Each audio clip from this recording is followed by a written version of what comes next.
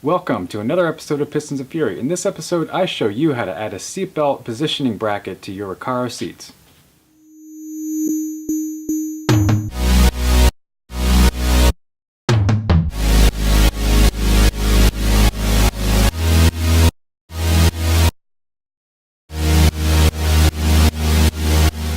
Okay, so as part of this week's episode, I'm doing a little hack on my Recaro seats. So, got the 3-point belt installed, got the Recaros installed, everything's good in the car. Only problem is, because the belts are mounted up so high in the Mustang, and it's probably like this in a bunch of other cars too, since they're mounted up that way, they kind of rub right into my neck as I'm driving. So, what I'm going to do is a little bit of a hack to these seats, not in a hacky way, but in a cool life hack kind of way.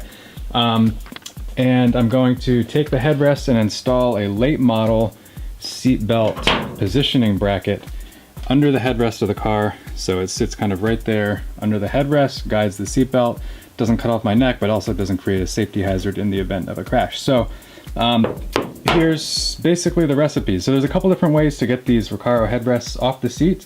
One of them is to pull the interior upholstery off the seat, the center section, and then you can get to a pin which releases the seat. The other is in the event that you have the headrests that are set up like this. These are the full headrests, not the netted.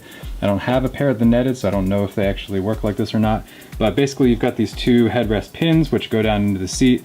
They align like this, so in the front there's a little notch and you can adjust them, but they don't come out fully. So what I had to do is I had to go in here and if you see, there's a little bit of a space and a bracket. So what happens is each of these headrest pins gets two of these nylon washers, and that's kind of put together or held together with this bolt which goes through the chassis of the headrest. And when that's all tightened, then it's good to go. So what you need for this is basically just two 13mm box wrenches. I used a box wrench and then a ratcheting wrench, which made it pretty easy. So basically you just stick one on one side, one on the other, loosen, take the nut off, and these kind of come right out with a little bit of wrestling, but not a big deal. I didn't want to film when I was in the car because it was kind of awkward, but I will, I'll show you guys on video how I put them back together. So removal is the opposite of that. So anyway, I need to get this put back together now that I have it off the seat, and then I'm going to take this bracket and start measuring. So this is from a Pontiac G6. A bunch of GM cars had the same bracket. I just, by sight, I kind of ordered it off eBay. It was 15 bucks, so you know, no harm, no foul. It didn't work, but this is a Pontiac G5 part, and I did a little mock-up when I was in the car, and it looks like it'll just kind of fit snugly right into the headrest with a little bit of modification to these holes here, and shouldn't look too out of place, and it'll keep the seatbelt off my neck. So I'm gonna get started putting this back together and then modifying that to get it mocked up.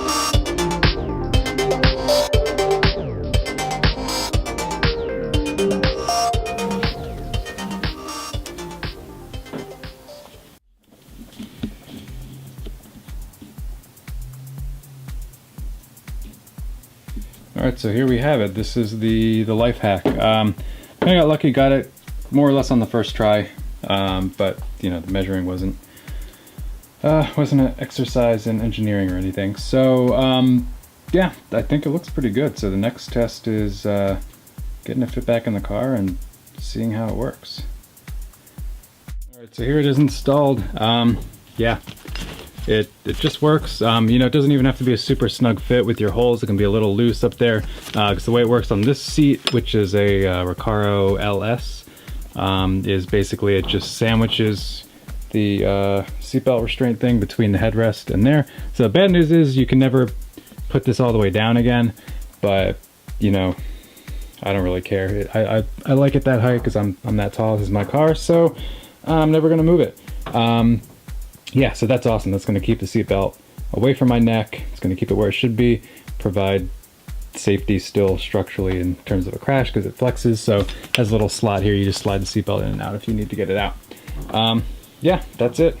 10-minute Recaro seatbelt restraining thing hack. Alright, so next up in this episode of random interior stuff, I've got these 3 rear seatbelts.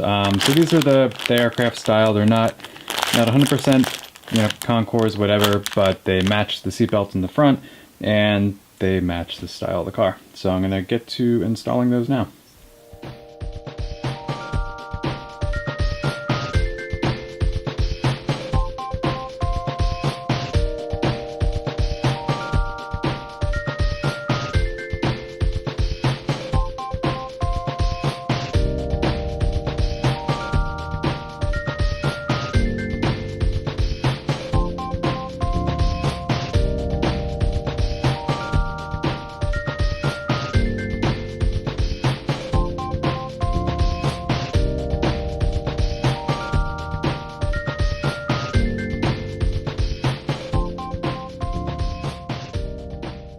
Alright, so today's project is just wrapping up a few other things on the car, but basically I realized when I've been driving that my back passenger side tire is rubbing when I hit bumps. So I need to roll this fender a little bit. This is the first time I've ever done this. I've watched a bunch of videos on it, I've read about it, so it seems pretty straightforward. I do not have the Easton fender roller. There is a right way to do this. It costs $220 or whatever that is. You know, for something you'll use not too sparingly. And honestly, this recorder I have is I've got some rust on it. It has some Bondo. I don't know what it's going to do, but the cool thing is I don't have to protect the paint, so I don't have to really worry about that cracking or anything. There's not much paint left on the car, so that's totally fine. So what I've decided to use is this vintage, probably like 1987, 1988 Dwight Gooden special bat. Now, if you don't know anything about Dwight Gooden, I think he was actually a pitcher. I don't know if he was a big hitter, so I don't know why he has a bat. I don't know why I have his bat. Well, I do. My parents got it for me in Little League when I was a kid. But yeah, so we're gonna rock the Dwight Gooden. I think he was also like a cocaine user or something like that. I feel like there was some controversy with him. Anyway, we're gonna use Dwight Gooden special. We're gonna roll this fender and see how it goes.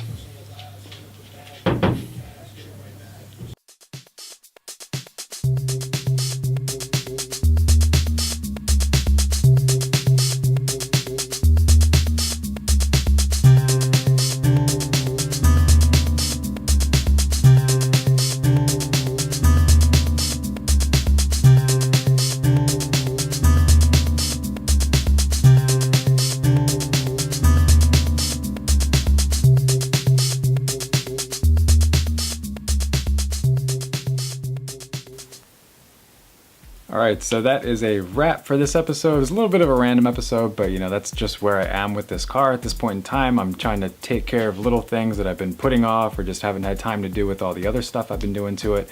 Most importantly, I don't want to get the car in a position where it can't drive anymore. So that's kind of what I'm doing, just all the little things. And then, you know, of course, with driving it now, I'm realizing little rattles and squeaks and tire rubbing and seatbelt rubbing my neck and stuff like that. So I'm going to continue to just work on the little things to make this car a good driver, because that's what I want to do. I want to have a reason to drive it. I don't want any reasons to not drive it. And I'm sure you guys know what I mean. If there's something that bothers you about the car, you're like, I'll just take the other car, right? My daily driver. I want this to be the daily driver. So that's where I am. Hope you enjoyed the episode. If you liked the episode, throw me a like, subscribe to the channel. A couple more episodes probably on this car before I start on the wagon. Got some big repair stuff to do on that, so I'm kind of gearing up for that project. But yeah, hope you enjoyed the episode, and I'll see you next week.